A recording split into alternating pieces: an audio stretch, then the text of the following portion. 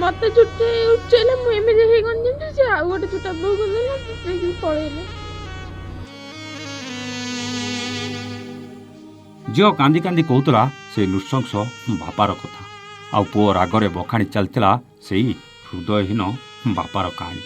ଏ ବାପାକୁ ନା ଦରକାର ଥିଲା ତାର ସନ୍ତାନ, ନା ଆବଶ୍ୟକ ଥିଲା ସ୍ତ୍ରୀ। ତାର ଗୋଟେ ମାତ୍ର କାରଣ ଥିଲା ପରକୀଡ଼ା ପ୍ରୀତି, ଯେଉଁଥିପାଇଁ ନିଜ ଛୁଆମାନଙ୍କୁ ବି ଛାଡ଼ୁନଥିଲା। ସବୁବେଳେ ମାଡ଼ ମାରିବା ସହିତ ଘରୁ ବିଦା କରିଦେବାକୁ ଯୋଜନା କରୁଥିଲା।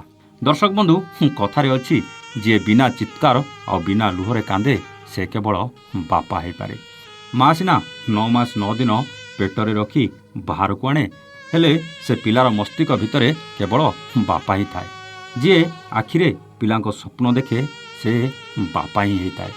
ହାରିକି ବି ନିଜ ପିଲାଙ୍କ ଆଗରେ ଯିଏ ସବୁବେଳେ ହସୁଥାଏ ସେ କେବଳ ବାପା ହିଁ ହେଇପାରେ। ବାପା କେବେ କୁହେନି, କିନ୍ତୁ ସବୁବେଳେ ପିଲାଙ୍କ ପାଇଁ କରିକି ଦେଖାଏ। କିନ୍ତୁ ଏକଥା ଯେତେବେଳେ ଅନୁଭବ ହୁଏ ସେତେବେଳେ ଏ ବାପା ଆଉ ଦୁନିଆରେ ନଥାଏ।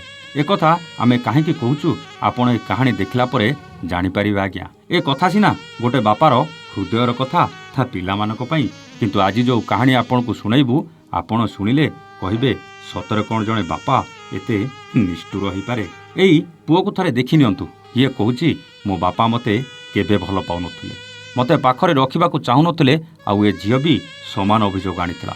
କେତେବେଳେ ଏମାନେ ମାମୁଁ ଘରେ ରହୁଥିଲେ ତ କେତେବେଳେ ଏମାନେ ଭଦ୍ରକରେ ଭଡ଼ା ଘର ନେଇ ରହୁଥିଲେ। ହେଲେ ୟାଙ୍କ ବାପା ଜଣେ ଏ ଭିଡ଼ିଓ ହୋଇ ନିଜ ସାନ ଭାଇର ସ୍ତ୍ରୀର ପ୍ରେମରେ ଉବୁଟୁବୁ ହେଉଥିଲେ। ନଜର ପକାନ୍ତୁ ଏ ଭିଡ଼ିଓ ବାପାଙ୍କ ଉପରେ, ଯାହାଙ୍କ ନାମ ହେଉଛି ଦେବୀ ପ୍ରସାଦ ଜେନା। ଘର କେନ୍ଦୁଝର ଜିଲ୍ଲା ନନ୍ଦିପଦା ଥାନା ଅଞ୍ଚଳରେ। ସେ କିନ୍ତୁ ଭଦ୍ରକ ଜିଲ୍ଲା ବନ୍ତ ବ୍ଲକରେ ଏ ଭିଡ଼ିଓ ଭାବରେ କାର୍ଯ୍ୟରତ ଥିଲେ।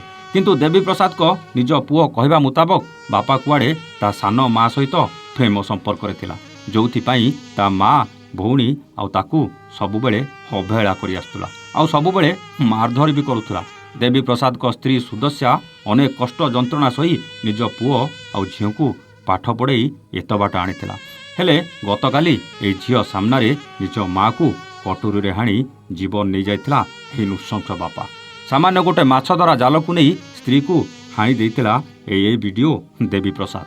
ଆଉ ଝିଅ ଯେତେବେଳେ ଅଟକେଇଥିଲା ଝିଅକୁ ମଧ୍ୟ ହାଣିବାକୁ ଗୋଡ଼ାଇଥିଲା। ରକ୍ତ ଜୁଡ଼ୁବୁଡ଼ୁ ଅବସ୍ଥାରେ ଚିତ୍କାର କରୁଥିଲା ସ୍ତ୍ରୀ ସୁଦସ୍ୟା। କିନ୍ତୁ ଏ ନୃଶଂସ ସ୍ୱାମୀ ଏହି ପିଲାମାନଙ୍କ ଆଗରେ ସବୁଦିନ ପାଇଁ ମାଆକୁ ଛଡ଼େଇ ନେଇ ମା ଛେଉଣ୍ଡ କରିଦେଇଥିଲା। ସୁଦସ୍ୟାକୁ ପ୍ରଥମେ ଶାଳିନିଆ ମେଡ଼ିକାଲ ନିଆଯାଇଥିଲା। ଅବସ୍ଥା ସଙ୍କଟାପନ୍ନ ହେବାରୁ ତାଙ୍କୁ ଭଦ୍ରକ ମେଡ଼ିକାଲ ନିଆଯାଇଥିଲା। ହେଲେ ସେତେବେଳକୁ ଏ ପୁଅ ଝିଅ ଦୁଇଟାଙ୍କୁ ମା ଛେଉଣ୍ଡ କରି ସବୁଦିନ ପାଇଁ ଏ ଦୁନିଆ ଛାଡ଼ି ଦେଇଥିଲା ଏହି ମା ସୁଦସ୍ୟା।